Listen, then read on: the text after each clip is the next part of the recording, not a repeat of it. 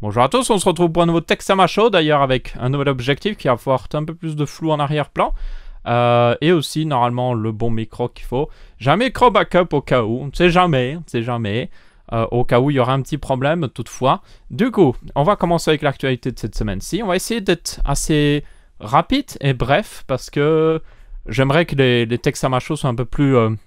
rapide tout en apportant un maximum d'informations évidemment parce que je trouve que des fois je perds un peu trop de temps. Donc commençons tout de suite. Alors première news de la semaine, c'est au niveau de l'iPhone X. Donc je pense que vous n'avez pas dû manquer ça, surtout si vous êtes intéressé par l'iPhone X. Donc l'iPhone X ou l'iPhone 10 normalement qu'on doit l'appeler, mais moi je l'appellerai toujours iPhone X, est le nouveau haut de gamme d'Apple. Donc il se place au-dessus de l'iPhone 8 et de l'iPhone 8 Plus et il a des nouvelles fonctionnalités très intéressantes, je pense, mais qui apportent quelques petits challenges. Donc il a un nouvel écran edge to edge qu'on appelle ça, donc c'est un écran qui va jusqu'au bord vraiment du téléphone. Alors ce n'est pas aussi bien que certains téléphones tels que Samsung qui arrivent vraiment à aller hyper au bord parce qu'il plie l'écran sur le côté, mais on est quand même sur un écran qui est très moderne et qui est plutôt sexy.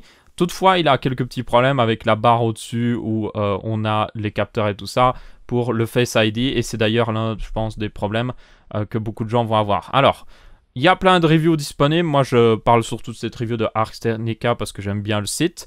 Et au final, je propose d'aller directement... Je pense que si vous êtes surtout intéressé, vous devriez regarder la review quoi qu'il arrive, ou plusieurs reviews même quoi qu'il arrive. Mais moi, on va sauter directement vers les points positifs, ou plutôt les points négatifs, enfin le résumé des points positifs et négatifs. On peut voir toutes les performances et tout ça, évidemment. D'ailleurs, l'iPhone X est l'un des téléphones les plus puissants qui existent à l'heure actuelle. Il a aussi un nouvel appareil photo qui est... Alors, c'est exactement le même que sur l'iPhone 8, mais il est légèrement meilleur, faut le préciser. Donc ça, c'est plutôt cool. Donc... Au niveau des points positifs, le nouvel écran, évidemment. Alors, ça peut être un point négatif pour certains, mais je pense que c'est son gros point positif. C'est de l'OLED maintenant, donc ça c'est plutôt cool. HDR, toutefois, c'est un écran 8 bits, pas 10 bits.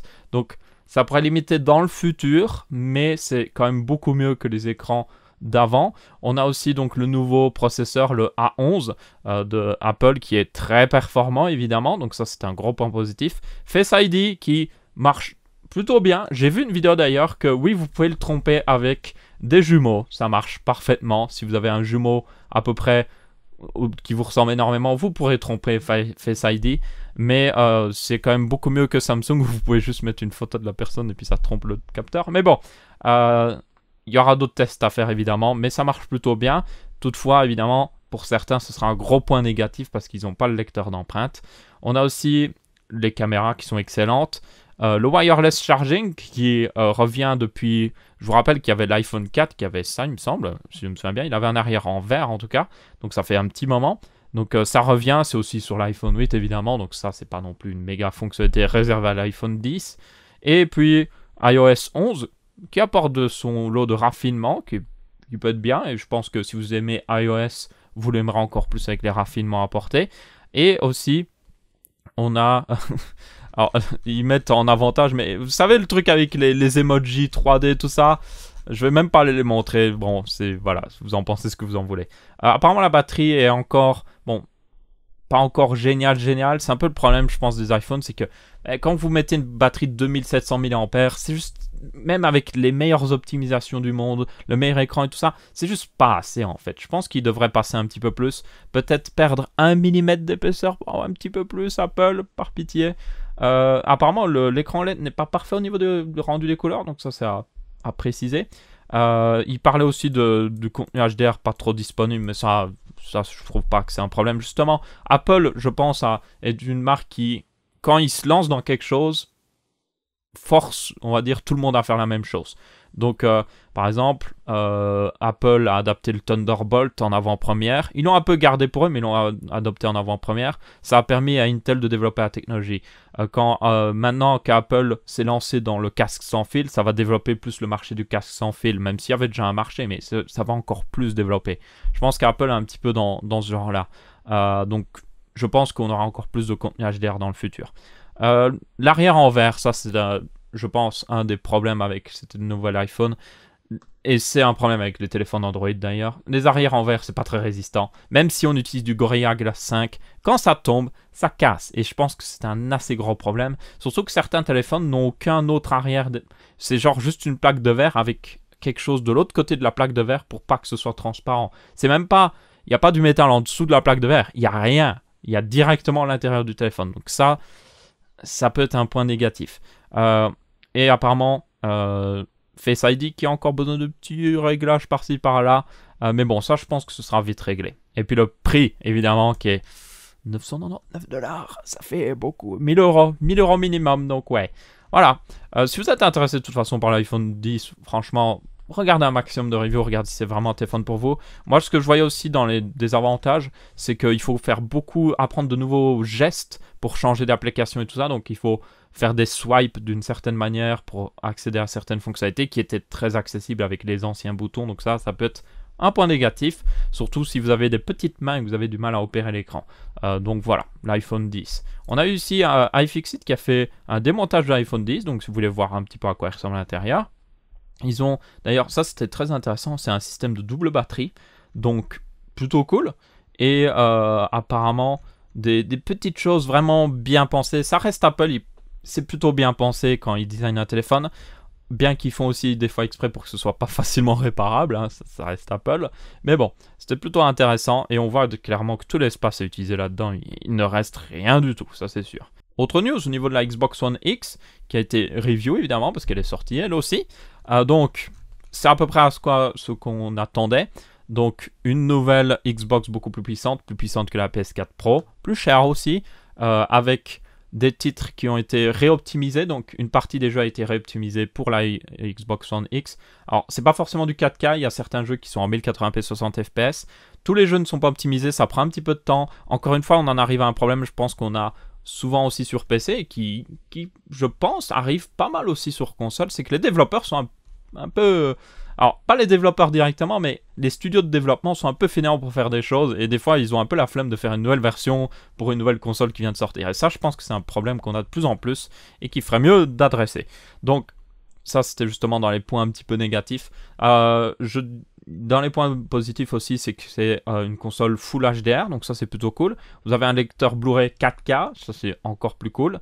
Vous avez aussi donc les avantages que vous pouvez faire tourner d'anciens jeux avec des meilleurs paramètres graphiques. Alors, malheureusement, il n'y a pas, et ça c'est parce que Microsoft ne le force pas, vous ne pourrez pas avoir forcément un mode 1080p 60 fps dans tous les jeux. Et ça c'est vraiment dommage, parce que je pense qu'ils auraient dû laisser l'option. Je pense qu'il y a beaucoup de gens qui voudraient juste... Ok, je m'en fiche du 4K parce que j'ai pas de TV 4K. Donne-moi juste du bon 1080p 60 fps. Et m'embête pas avec le reste. Et c'est, je pense, un peu dommage qu'on n'a pas forcément l'option. Même si certains jeux auront l'option. Et ce sera... En fait, le problème, c'est que c'est à la discrétion du développeur. Donc, évidemment, comme on l'a dit juste avant, certains développeurs sont un peu en mode « Oh, fuck this shit !» Donc, ouais, j'espère qu'on aura un maximum de support à ce niveau-là. Et je pense qu'ils devraient vraiment, vraiment le forcer. Il y avait aussi dans les désavantages, et ça c'est parfaitement justifié, il faut une TV 4K pour en profiter vraiment. Ça sert à rien d'acheter une console faite pour le 4K si on n'a pas d'écran 4K. Parce que le truc c'est que si encore on avait le 1080p 60 fps garanti dans tous les jeux, ben on pourrait l'acheter pour juste avoir le 1080p 60 fps. Et peut-être même un meilleur rendu du jeu, peut-être avec plus de détails ou autre chose. Mais ce n'est pas forcément le cas. Et surtout, si vous voulez vraiment en profiter, vous devrez avoir un écran 4K. Et ça, c'est vraiment dommage. Alors, et au final, il vaut peut-être mieux, si vous n'avez pas d'écran 4K, prendre juste l'Xbox One S, la version Slim, et juste vous en sortir avec ça, qui coûte moins cher, et vous aurez plus de jeux. Donc ouais, c'est un petit peu dommage. Et ils mettaient un petit peu dans les trucs. C'est vrai que c'est que... On en arrive à une situation où les consoles sortent assez vite, hein, je pense que vous l'avez remarqué, et ça ne va pas s'améliorer parce que le problème c'est que l'informatique évolue très vite et que du coup les nouvelles technologies arrivent tellement vite que les consoles sont vite obsolètes en fait.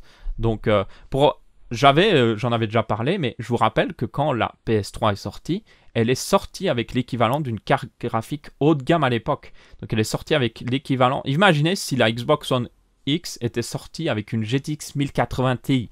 Imaginez le niveau de puissance dans une console. Mais ce n'est pas le cas. Et je pense que c'est aussi un des problèmes. Et c'est pour ça qu'on verra de plus en plus des cycles très rapides d'évolution de console. J'espère juste que ce sera facile pour les gens de réutiliser leur jeu d'une console à l'autre. Normalement, oui. Parce que maintenant, on est passé sur du x86 pour toutes les consoles, que ce soit PS4, Xbox One. Et du coup, je ne vois aucun problème à juste rendre les jeux... Même la prochaine Xbox... Je sais pas, peut-être on va l'appeler l'Xbox 2, je ne sais pas.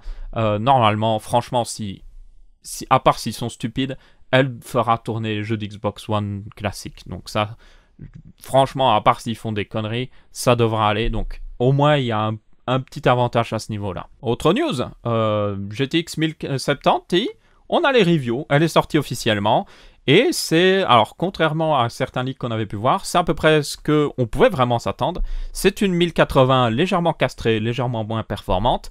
Et au final, à cause du fait que Nvidia a forcé les partenaires à ne pas vendre de version overclockée, je vous en avais parlé la semaine dernière, il n'y a pas de version overclockée en vente, toutefois vous pouvez l'overclocker vous-même. Du coup, dans les benchmarks, on dirait juste qu'elle est un peu moins performante qu'une 1080, alors qu'en réalité, si vous l'overclockez, elle dépasse une 1080. Donc, si vous avez l'argent pour une 1080, achetez une 1070 Ti, franchement.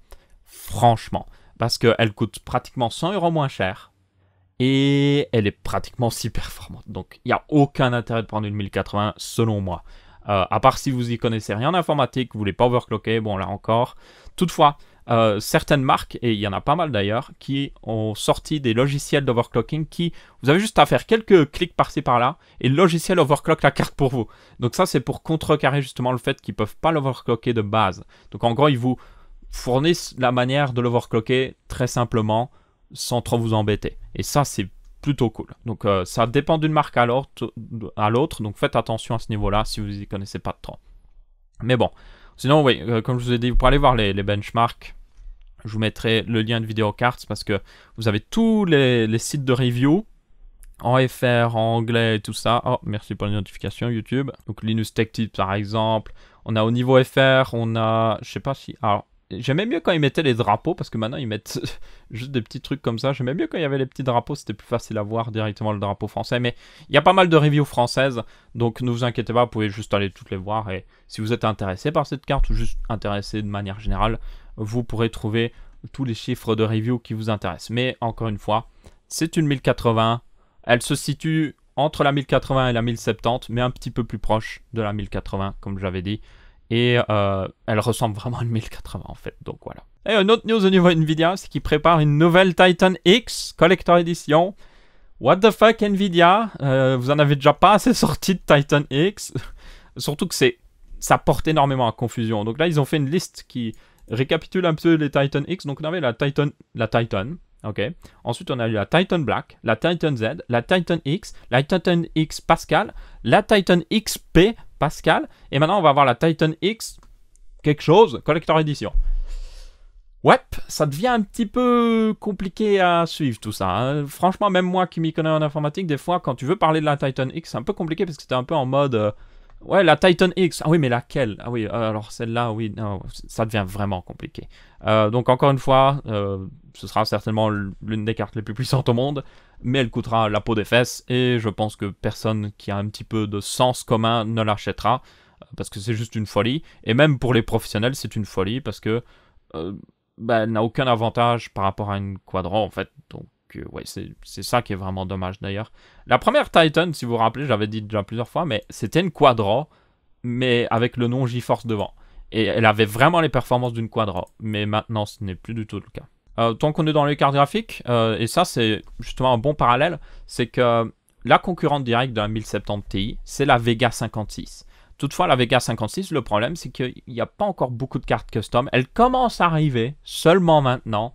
Et c'est ça qui est vraiment dommage, parce que c'est réellement les cartes les plus intéressantes. Il y en a déjà qui sont sorties, mais c'est juste qu'elles mettent du temps à arriver, et surtout en plus les stocks sont très bas à cause des cryptocurrencies. Donc là on a une petite, j'en profitais vu que j'avais vu la news, une de XFX qui est spéciale on va dire. Il faut aimer, mais en tout cas c'est la concurrente directe. Elle se fait un petit peu battre par la 1070 Ti. Et c'est fait exprès, évidemment. Nvidia a fait exprès d'équilibrer pour que la 1070 Ti soit plus puissante qu'une Vega 56. Toutefois, la Vega 56, vous pouvez normalement la trouver moins chère. Pas toujours, mais la trouver moins chère. Si elle est en stock évidemment, et elle est quand même overclockable pour avoir des bonnes performances. Donc ça reste une question de choix, une question de préférence évidemment. Alors maintenant on passe dans le portable complètement what the fuck, est-ce que tu as vraiment besoin de ça?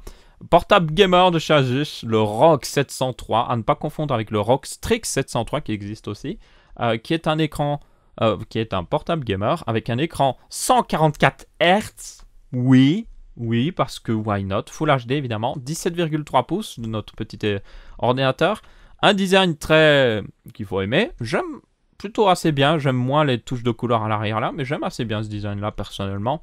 Évidemment du RGB en veux-tu en voilà, écran G-Sync évidemment, parce que je veux dire on est en 2017, attendez, et aussi au niveau des spécifications, un petit i7 7820HQ, donc alors ça c'est un petit peu dommage je trouve, c'est que cet ordinateur portable sort à un moment où on n'est plus si loin des nouveaux i7 qui vont pas trop tarder, les nouveaux i7 de 8ème génération qui vont sortir sur mobile, donc je trouve que c'est un peu bizarre d'acheter un portable haut de gamme maintenant alors qu'il y a ça qui arrive, mais il a quand même une GTX 1080 et du RAID 0 en stockage, donc voilà.